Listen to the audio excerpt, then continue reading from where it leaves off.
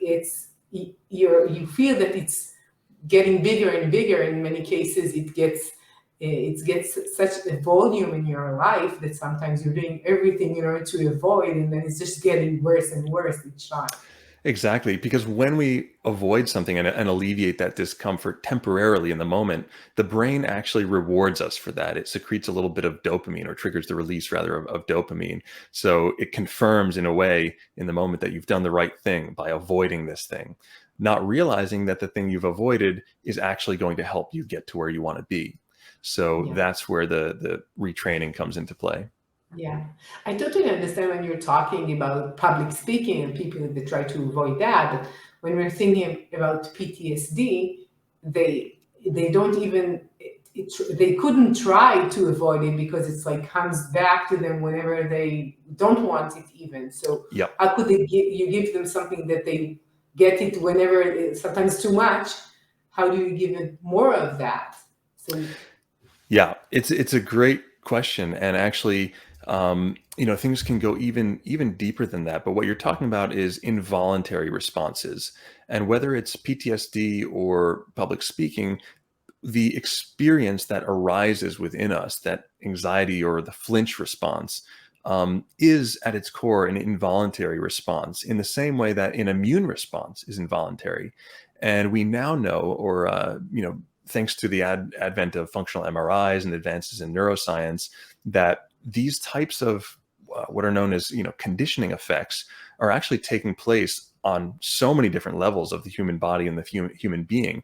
Even one stark example, this was actually a study done, I think, back in the 1970s, called conditioned immune suppression, where rats were given an injection of a virus along with a dextrose solution, so some sugar water, repeatedly. And every time they were given this injection, as you would expect, their immune system had a reaction to it.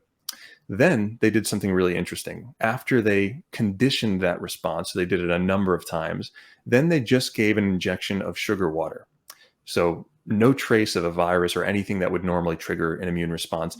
But they found that simply the act of giving that injection actually elicited the same exact immune response. So there's something, to I think what you're talking about is this is beyond a subconscious process. This is a completely involuntary response.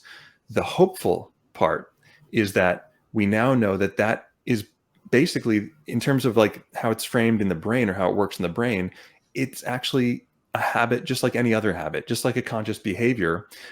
These behaviors also, these unconscious behaviors, can also be retrained.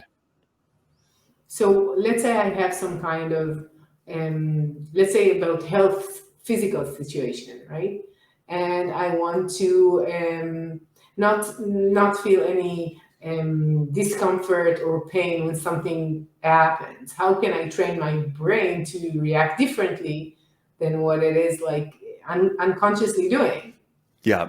So the brain's job, the limbic system's job, is to make associations, and it's doing this constantly.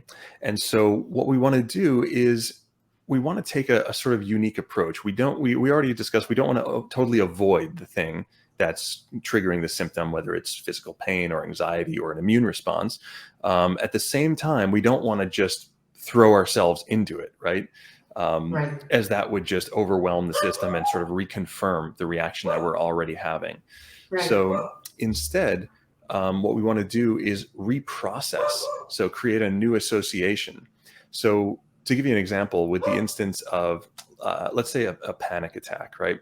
Elevated heart rate. And when someone feels that sensation of agitation internally in the elevated heart rate, that actually can sort of self-perpetuate the response. Yeah. Now, imagine for a moment, if you were experiencing this elevated heart rate, but then you remembered, oh, wait, I just ran up a flight of steps. All of a sudden, then, because your brain has reinterpreted the meaning of the elevated heart rate, it probably wouldn't lead to a panic response because you know that it's not dangerous in and of itself. Right. Similarly, with something like pain or chronic pain, and we see a lot of people with chronic pain syndrome in the Reorigin program. Um, Another kind of example would be, let's say that someone is going to physical therapy to heal an old injury, and as they do physical therapy exercises, maybe the next day they might feel a little bit of soreness. So Right. if left to our own lack of devices, that internal sensation of muscle soreness can be perceived in the brain as a problem, right? Because it's like a reactivation of the pain. Yeah, And even so, you could say I damaged something. I did something exactly, wrong, and it's got worse. exactly. The brain or the limbic system, with the best of intentions, who's always looking out for you, is saying, wait a minute, there's something wrong. There's pain here. There's damage here. Now, um, it's true on some level. It's again, it's partial truth that there's some damage, because whenever you exercise, it's creating a little bit of damage to the tissue so that it can temporarily, elicit a inflammatory response, which allows it to heal and come back stronger. So if we tell ourselves the complete part of the story through something known as cognitive reappraisal, so we reappraise or we re-evaluate that same sensation from, uh-oh, this is damage, this is bad, to something that says, hey, this is, sure, it's uncomfortable, it's unpleasant, but it's a healing response. It's making me stronger. I'm actually growing stronger and recovering because of this. So that simple interpretation will actually have a profound downstream effect on our body's physiology and how it kind of optimizes itself for recovery. I understand. So it means that you're training yourself to have the same input. You get the same input, but the way that you treat or the way you understand or the way that you are perceiving that should be different. Exactly right. There was an interesting article that came out a few months back in Scientific American called "The Brain Has a Special Memory for Past Infections." And they were really talking about, long COVID and how symptoms can persist long after the duration of the infection. And what they were talking about was exactly conditioning and this training effect. And what we do with Reorigin is we get into deconditioning, how we can retrain the brain to alleviate some of those reactions to old symptoms. Yeah.